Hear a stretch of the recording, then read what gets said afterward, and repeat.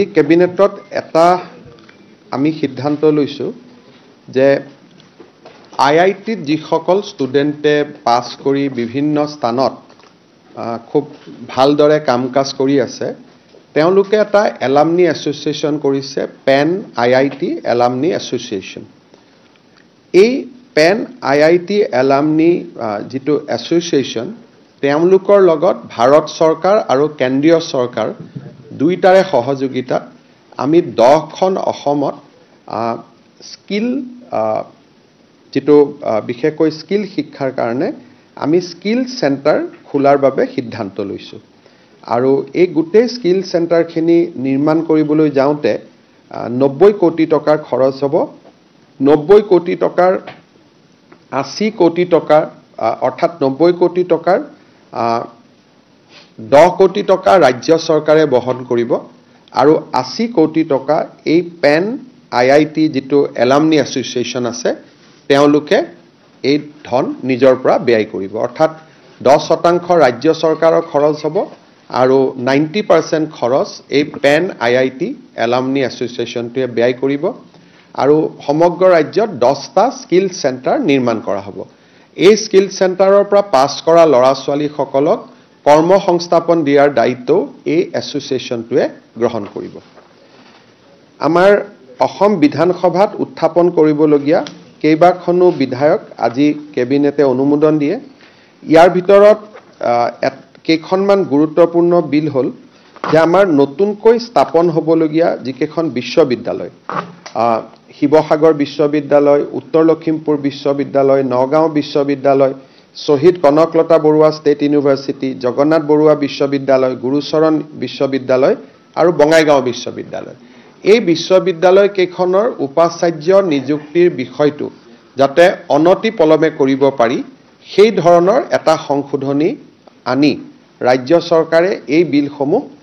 বিধানসভাত উপস্থাপন কৰিব আৰু তাৰ আজি কেবিনেটে অনুমোদন দিয়ে। আজি এটা কেবিনেটে সিদ্ধান্ত গ্ৰহণ কৰিছে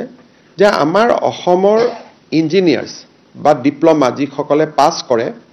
তেওঁলোকে পিডব্লিউডি বা ৱাটাৰ ৰিচোৰ্চ ডিপাৰ্টমেণ্টৰ টেণ্ডাৰত ভাগ ল'ব নোৱাৰে, কাৰণ তেওঁলোকৰ এটা এক্সপিৰিয়েঞ্চ নাথাকে। 2 নম্বৰ সিকিউৰিটি ডিপজিট দিবলৈ টকা নাথাকে। 3 নম্বৰ ডাঙৰ ৰাস্তা বনাবলৈ টেণ্ডাৰত যেটো ইকুইপমেন্ট বিচাৰা যায়, আপোনাৰ ৰোলাৰ থাকিব লাগিব, আপোনাৰ মেচিন থাকিব লাগিব, এই গোটেইবোৰ নতুনকৈ পাছ কৰা ইঞ্জিনিয়াৰ ল'ৰাসকলে এইবোৰ যোগাৰ কৰিব নোৱাৰে। সেইকাৰণে আজি কেবিনেটে তেওঁলোকে পৰীক্ষাত পাছ কৰাৰ পৰা নেক্সট 5 ইয়াৰ্ছলৈকে অৰ্থাৎ প্ৰথম 5 বছৰ তেওঁলোকৰ ক্ষেত্ৰত এই গোটেই চৰ্তাৱলীসমূহ শিথিল কৰি দিয়াৰ বাবে সিদ্ধান্ত লৈছে। অৰ্থাৎ এতিয়া তেওঁলোকে মেচিন কিনিব নালাগে, কোনোবা মেচিন থকা মানুহ এজনৰ লগত টাই আপ কৰি ল'লে হ'ল।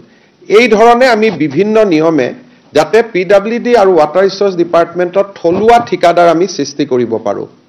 থলুৱা ডেকা ল'ৰাক যাতে আমি ঠিকাদাৰ হিচাপে নিৰ্মাণ কৰিব পাৰোঁ, যেটো মোৰ বহুত দিন আগতে মই কৈছিলোঁ যে এইটো মোৰ প্ৰচেষ্টা আছে।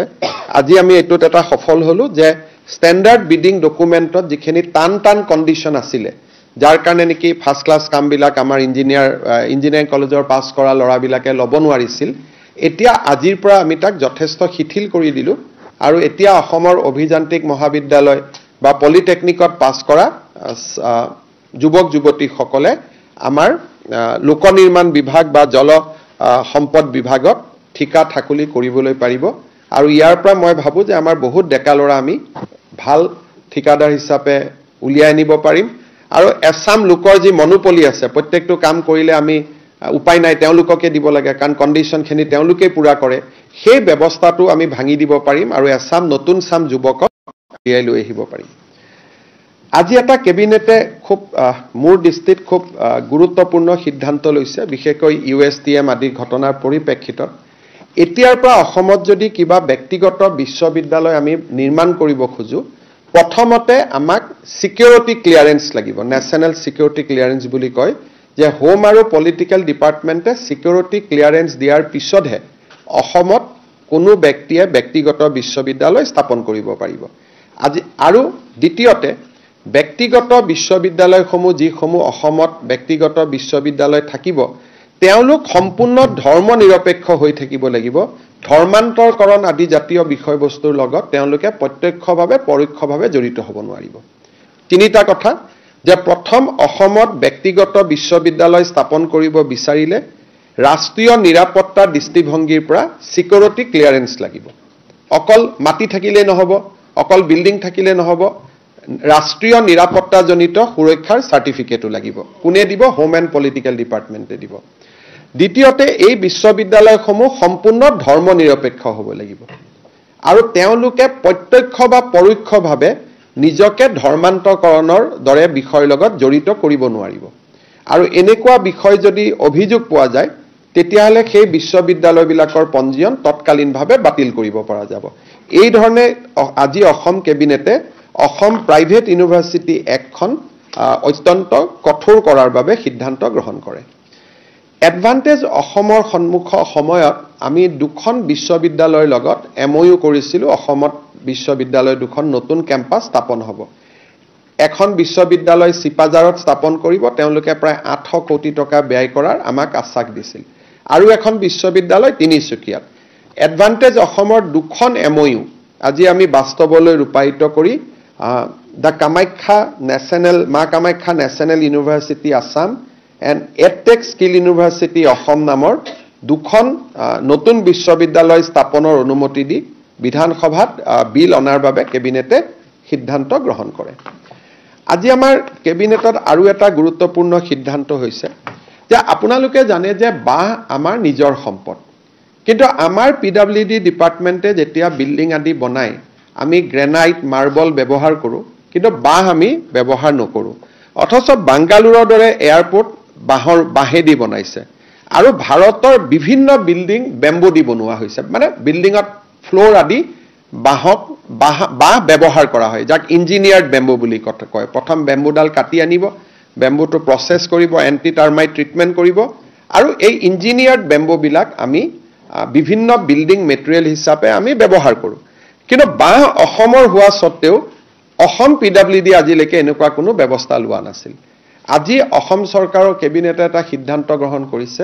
যে যিকোনো বিল্ডিং বনালে মিনিমাম 5% মেটেৰিয়েল বাহৰ হ'ব লাগিব অৰ্থাৎ এতিয়াৰ পৰা আপোনালোকে লাহে লাহে ফ্লোৰ বিলাক মাৰ্বল গ্ৰেনাইটৰ পৰিৱৰ্তে বাহৰ ফ্লোৰ দেখা আৰম্ভ কৰিব দৰ্জা খিৰকি বিলাক লাহে লাহে কাঠৰ পৰিৱৰ্তে বাহৰ দেখা আৰম্ভ কৰিব আজি এটা কেবিনেটে অসমৰ অৰ্থনীতি সুদৃঢ় কৰিবৰ বাবে আমি মিনিমাম 5% বেম্বু প্ৰডাক্ট অসমৰ বিল্ডিং কনষ্ট্ৰাকচনত ব্যৱহাৰ কৰিবই লাগিব আৰু লাহে লাহে আমি ইয়াক আৰু বেছি বঢ়াবৰ কাৰণে চেষ্টা কৰিম ফাইনালি আজি আমাৰ চৰকাৰে কেবিনেটে আৰু এটা আবেগিক আৰু খুব ইম্পৰ্টেন্ট সিদ্ধান্ত গ্ৰহণ কৰে আমাৰ আপোনালোকে জানে যে অসমৰ এডভান্টেজ অসম যেটো আজি আমাৰ সফল হৈছে বুলি আমি সকলোৱে ভাবিছো বা আমি এখন নতুন অসমৰ ইয়াৰ পৰা সৃষ্টি হ'ব বুলি আশা কৰিছো এই গোটেই কথাখিনি হোৱাৰ মূল কাৰণটো হ'ল যে টাটা গ্ৰুপে অসমত সেমি কণ্ডাক্টৰ উদ্যোগ স্থাপন কৰিবলৈ লোৱা সাহসী সিদ্ধান্তৰ বাবে যদি তেখেতসকলে এই সিদ্ধান্তটো নললেহেঁতেন তেতিয়াহলে অসমে কেতিয়াও এনে ধৰণৰ ৰেসপন্স বাকি উদ্যোগপতিসকলৰ পৰা নাপালেহেঁতেন সো কেবিনেটে আজি এটা সিদ্ধান্ত লৈছে যে in recognition of the unparalleled contribution of the Tata groups and its chairman emeritus late Sri Ratan Naval Tata, the first Assam Vaibhav awardee himself, the state cabinet has approved the naming of the entire area covered by the Assam Semiconductor and Electronics Logistic Park, Tata OSAT Center and proposed township with the social infrastructure as Ratan Tata Electronic City, Jagirod. অৰ্থাৎ আমাৰ যেটো গুটেই Hindustan paper কৰ্পোৰেচনৰ গুটেই যেটো area আছিল যত আমি এতিয়া নতুনকৈ ইলেক্ট্ৰনিক সিটি বনাম সেই সিটিখনক আজি কেবিনেটে ৰতন টাটা ইলেক্ট্ৰনিক সিটি আৰটিইসি, জাগিৰোড হিচাপে নামাকৰণ কৰিবলৈ সিদ্ধান্ত গ্ৰহণ কৰে আমি সদায় এটো কৃতজ্ঞতাৰে সোঁৱৰণ কৰো যে it is that beginning has been made by the Tata group so if Tata would not have taken this bold decision to set up a semiconductor OSAT facility in Assam, probably this would not have been, we would not have seen so much response from the industrialists of the other industrialists of the country. So, as a grateful state, we have decided to name our electronic city in Jagirud as Ratan Tata Electronic City, Jagirud. এই ৰতন টাটা অসম বৈভৱ সন্মানৰো প্ৰথম অসম বৈভৱ সন্মানৰ অধিকাৰী আছিল আৰু কেবিনেটে আজি এনে ধৰণে নামাকৰণ কৰিবলৈ পাই সঁচাকৈ গৌৰৱ অনুভৱ কৰিছে last but not da list আজি কেবিনেটে এডভান্টেজ অসমৰ সময়ত আমি স্বাক্ষৰ কৰা এমঅইউ বিলাক আমি পৰ্যালোচনা কৰো আৰু এই এমঅইউ বিলাকক যাতে আমি বাস্তৱত ৰূপায়িত কৰিব পাৰো তাৰ কাৰণে কেইবাটাও সৰু সৰু কেবিনেট গ্ৰুপ বিশেষ অফিচাৰ আৰু মন্ত্ৰীসকলক দায়িত্ব দি আমি নিৰ্মাণ কৰিব খুজিছো এই গোটেই বিষয়টো অহা কেবিনেটত আকৌ আলোচনা হ'ব আজিৰ কেবিনেটত আমি প্ৰধানমন্ত্ৰী নৰেন্দ্ৰ মোদী ডাঙৰীয়াক ধন্যবাদ আৰু কৃতজ্ঞতা জনাই এটা বিশেষ প্ৰস্তাৱ গ্ৰহণ কৰো কাৰণ তেখেতে অসমৰ কাৰণে যিখিনি প্ৰচণ্ড আগ্ৰহ দেখুৱালে উদ্যোগপতিসকলক অসমত বিনিয়োগ কৰিবলৈ তেখেতে যি আহ্বান জনালে ৬২খনতকৈ অধিক ৰাষ্ট্ৰদূতক অসমলৈ তেখেতে অহাৰ বাবে ব্যৱস্থা কৰিলে ডক্টৰ জয়শংকৰ ডাঙৰীয়াই নিজে প্ৰতিনিধি মণ্ডলটোৰ দায়িত্ব ল'লে সেইবাবে আজি আমাৰ কেবিনেটে প্ৰধানমন্ত্ৰী নৰেন্দ্ৰ মোদী ডাঙৰীয়াক কেবিনেট আৰু অসমবাসীৰ হৈ কৃতজ্ঞতা জনাই এটা বিশেষ প্ৰস্তাৱ গ্ৰহণ কৰে আপোনালোকে যদি কিবা সুধিব বিচাৰে সুধিব পাৰে এনেকুৱা কথা যে এজন ল'ৰা ইঞ্জিনিয়াৰ পাছ কৰিলে তেওঁৰ নলেজ আছে কিন্তু তেওঁৰ হাতত টকা নাই গতিকে পিডব্লিউডি ডিপাৰ্টমেণ্টত যদি আপুনি ফাৰ্ষ্ট ক্লাছ কাম কৰিব খোজে 100 কোটি টকা তাৰ কাম এটাৰ কাৰণে আপুনি 100 কোটিৰ পুৰণা কৰা কাম এটাৰ প্ৰমাণ দিব লাগিব এটা ষ্টুডেণ্ট এজনে কেনেকৈ প্ৰমাণ দিব দ্বিতীয়তে আপোনাক মেচিনাৰী আপোনাৰ আছে নাই সুধিব তৃতীয়তে আপোনাৰ সিকিউৰিটি ডিপজিট ল'ব আৰ্নেষ্ট মানি ল'ব গতিকে এই গোটেইবোৰ শৰ্ত একেবাৰে আমি শিথিল কৰি দিয়া নাই কিন্তু বহুত শৰ্ত প্ৰত্যাহাৰ কৰি আমি অসমৰ ইঞ্জিনিয়াৰিং কলেজৰ পৰা পাছ কৰা অভিযন্তাসকলে আৰু পলিটেকনিকৰ পৰা পাছ কৰা ষ্টুডেণ্টসকলে যাতে লোক নিৰ্মাণ আৰু জলসম্পদ বিভাগত তেওঁলোকেও ডাঙৰ কাম কৰিব পাৰে ঠিকা ল'ব পাৰে তাৰ কাৰণে আজি আমি এই শৰ্তবিলাক বহু পৰিমাণে তেখেতসকলৰ কাৰণে শিথিল কৰি দিওঁ এতিয়া বহুতখিনি ল'ৰা ছোৱালী আমাৰ ডিপাৰ্টমেণ্টত কাম কৰিবলৈ সুবিধা পাব